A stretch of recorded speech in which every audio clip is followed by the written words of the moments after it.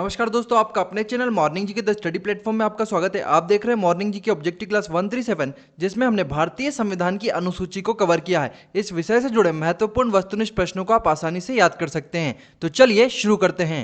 हमारा पहला प्रश्न है, मूल संविधान में कितनी अनुसूचियां थी? सही आंसर है ऑप्शन बी 8। मूल संविधान में 8 अनुसूचियां थी। हमारा अगला प्रश्न है, वर्तमान में भारतीय संविधान में कुल कितनी अनुसूचियां हैं? सही आंसर है ऑप्शन डी 12। वर्तमान में भारतीय संविधान में 12 अनुसूचियां हैं। हमारा अगला प्रश्न है, किस संविधान संशोधन अधिनियम द्वारा भारतीय संविधान में नवी अनुसूची को जोड़ा गया? सही आंसर है ऑप्शन ए पहला संविधान संशोधन अधिनियम 1951 ईस्वी के द्वारा। पहला संविधान संशोधन अधिनियम द्वारा भारतीय संविधान में नवी अनुसूची को जोड़ा गया। हमारा अगला प्रश्न है, 52वें संविधान संशोधन अधिनियम द्वारा 1985 ईस्वी में कौन सी अनुसूची को भारतीय संविधान में शामिल किया गया? सही आंसर है ऑप्शन बी 10वीं अनुसूची। 10वीं अनुसूची को 52वें संविधान संशोधन अधिनियम 1985 ईस्वी द्वारा भारतीय संविधान में शामिल किया गया। हमारा अगला प्रश्न है, 73वें संविधान संशोधन अधिनियम 1993 द्वारा भारतीय संविधान में कौन सी अनुसूची जोड़ी गई? सही आंसर है ऑप्शन सी 11वीं अनुसूची। 73वें संविधान संशोधन अधिनियम 1993 द्वारा भारतीय संविधान में 11वीं अनुसूची को जोड़ा गया। हमारा अगला प्रश्न है, 74वें संविधान संशोधन अधिनियम 1993 द्वारा भारतीय संविधान में कौन सी अनुसूची जोड़ी गई? सही आंसर है ऑप्शन डी 12वीं अनुसूची। 74वें संविधान संशोधन अधिनियम 1993 द्वारा भारतीय संविधान में 12वीं अनुसूची जोड़ी गई। हमारा अगला प्रश्न है, संविधान की द्वितीय अनुसूची का संबंध है? सही आंसर है ऑप्शन डी महत्वपूर्ण पदाधिकारियों के वेतन से। संविधान की द्वितीय अनुसूची का संबंध महत्वपूर्ण पदाधिकारियों के वेतन से है। हमारा अगला प्रश्न है, भारत संघ में शामिल राज्यों और संघ शासित क्षेत्रों का उल्लेख भारतीय संविधान की किस अनुसूची में है? सही आंसर है ऑप्शन ए प्रथम अनुसूची। प्रथम अनुसूची में भारत संघ में शामिल राज्यों और संघ शासित क्षेत्रों का उल्लेख है। हमारा अगला प्रश्न है, भारतीय संविधान की तीसरी अनुसूची का संबंध है? सही आंसर है ऑप्शन बी शपथ तथा प्रतिज्ञान से। भारतीय संविधान की तीसरी अनुसूची का संबंध विभिन्न पदाधिकारियों द्वारा पद ग्रहण के समय ली जाने वाली शपथ से है।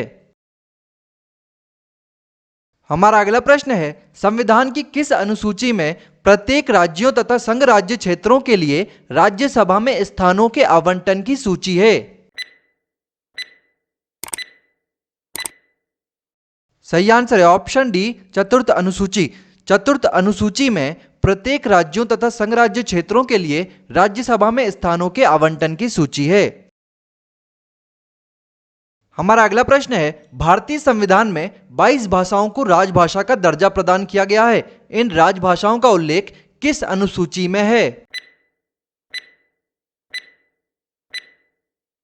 सही आंसर है ऑप्शन बी 8वीं अनुसूची। भारतीय संविधान में 22 भाषाओं को राजभाषा का दर्जा प्रदान किया गया है। इन राजभाषाओं का उल्लेख संविधान की 8वीं अनुसूची में है। हमारा अगला प्रश्न है, किस राज्य के आरक्षण विधेयक को नवी अनुसूची में सम्मिलित किया गया है? सही आंसर है ऑप्शन ए तमिलनाडु। तमिलनाडु राज्य के आरक्षण विधेयक को नवी अनुसूची में सम्मिलित किया गया है। हमारा अगला प्रश्न है, आंध्र प्रदेश से अलग कर एक नए राज्य तेलंगाना का गठन हुआ है। इससे भारतीय संविधान की किस अनुसूची में परिवर्तन होता है? सही आंसर है ऑप्शन ए। प्रथम अनुसूची में आंध्र प्रदेश से अलग कर एक नए राज्य तेलंगाना का गठन हुआ है। इससे भारतीय संविधान की प्रथम अनुसूची में परिवर्तन होता है, क्योंकि भारतीय संविधान की प्रथम अनुसूची में राज्यों तथा संघ क्षेत्रों का उल्लेख है। हमारा अगला प्रश्न है, भारतीय संविधान की 10वीं अनुसूची किससे संबंधित है? सही आंसर है ऑप्शन ए। दल बदल कानून। भारतीय संविधान की 10वीं अनुसूची का संबंध दल बदल कानून से है। हमारा अगला प्रश्न है, संविधान की 11वीं अनुसूची का संबंध है? सही आंसर है ऑप्शन ए। पंचायती राज। संविधान की 11वीं अनुसूची का संबंध पंचायती राज से है। हमारा अगला प्रश्न है, निम्न में से भारत के संविधान के किस एक अनुसूची का संबंध स्वशासी जिला परिषदों से है? सही आंसर है ऑप्शन सी। छठी अनुसूची। संविधान की छठी अनुसूची का संबंध स्वशासी जिला परिषदों से है। हमारा अगला प्रश्न है, किसी अधिनियम को संविधान की किस अनुसूची में सम्मिलित करने पर उसकी वैधता को किसी न्यायालय में चुनौती नहीं दी जा सकती है? सही आंसर है ऑप्शन सी। नवी अनुसूची। किसी अधिनियम को संविधान की नवी अनुसूची में सम्मिलित करने पर उसकी वैधता को किसी न्यायालय में चुनौती नहीं दी जा सकती है। देखिए, यह बात सत्य है कि यदि किसी अधिनियम को संविधान की नवी अनुसूची में सम्मिलित किया जाता है तो उसे न्यायालय के समक्ष चुनौती नहीं दी जा सकती है। लेकिन इसमें एक अपवाद है, और वह अपवाद यह है कि 11 जनवरी 2007 ईस्वी को संविधान पीठ के एक निर्णय द्वारा यह स्थापित किया गया है कि नवी अनुसूची में सम्मिलित किसी भी कानून को इस आधार पर चुनौती दी जा सकती है कि वह मौलिक अधिकारों का उल्लंघन करता है, तथा उच्चतम न्यायालय इन कानूनों की समीक्षा कर सकता है। बजाय इसके, संविधान की नवी अनुसूची में सम्मिलित किसी भी अधिनियम को न्यायालय में चुनौती नहीं दी जा सकती है। हमारा अगला प्रश्न है, दल बदल के आधार पर निर्वाचित सदस्यों की अयोग्यता संबंधी विवरण संविधान की किस अनुसूची में दिया गया है? सही आंसर है ऑप्शन सी। 10वीं अनुसूची। अभी हमने पढ़ा था कि दल बदल कानून का संबंध किससे? संविधान की 10वीं अनुसूची से। हमारा अगला प्रश्न है, संविधान की छठी अनुसूची इनमें से किस राज्य में लागू नहीं होती है? सही आंसर है ऑप्शन डी। मणिपुर। संविधान की छठी अनुसूची मणिपुर राज्य में लागू नहीं होती है। देखिए, संविधान की छठी अनुसूची में असम, मेघालय, त्रिपुरा और मिजोरम राज्यों के जनजातीय क्षेत्रों के प्रशासन के बारे में प्रावधान है। हमारा अगला प्रश्न है, निम्नलिखित में से कौन सी एक कथन भारत के संविधान की चौथी अनुसूची का सही वर्णन करता है? सही आंसर है ऑप्शन डी। इसमें राज्यसभा के स्थानों के आवंटन से संबंधित उपबंध अंतर्विष्ट है। भारतीय संविधान की चौथी अनुसूची में राज्यसभा के स्थानों के आवंटन से संबंधित प्रावधान है। हमारा अगला प्रश्न है, विभिन्न अनुसूचित क्षेत्रों और अनुसूचित जनजाति के प्रशासन और नियंत्रण के बारे में उल्लेख संविधान की किस अनुसूची में है? सही आंसर है ऑप्शन बी। 5वीं अनुसूची। संविधान की 5वीं अनुसूची में अनुसूचित क्षेत्रों और अनुसूचित जनजाति के प्रशासन और नियंत्रण के बारे में उल्लेख है। हमारा अगला प्रश्न है, इनमें से कौन सी अनुसूची शहरी क्षेत्र के स्थानीय स्वशासन संस्थाओं से संबंधित है?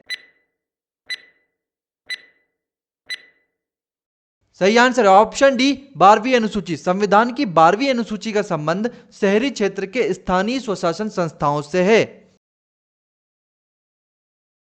हमारा अगला प्रश्न है, भारतीय संविधान की कौन सी अनुसूची ऐतिहासिक रूप से भारत में हुए भूमि सुधार कानूनों से जुड़ी हुई है? सही आंसर है ऑप्शन ए। नवी अनुसूची। भारतीय संविधान की नवी अनुसूची ऐतिहासिक रूप से भारत में हुए भूमि सुधार कानूनों से जुड़ी हुई है। और अभी हमने इसी अनुसूची के बारे में पढ़ा था कि नवी अनुसूची में सम्मिलित विषयों को न्यायालय में चुनौती नहीं दी जा सकती है। क्लियर है? अगला प्रश्न देखते हैं। हमारा अगला प्रश्न है, इनमें से कौन सी अनुसूची केंद्र एवं राज्य के बीच शक्तियों के विभाजन से संबंधित है? सही आंसर है ऑप्शन बी, 7वीं अनुसूची। भारतीय संविधान की 7वीं अनुसूची केंद्र एवं राज्यों के बीच शक्तियों के बंटवारे, शक्तियों के विभाजन से संबंधित है।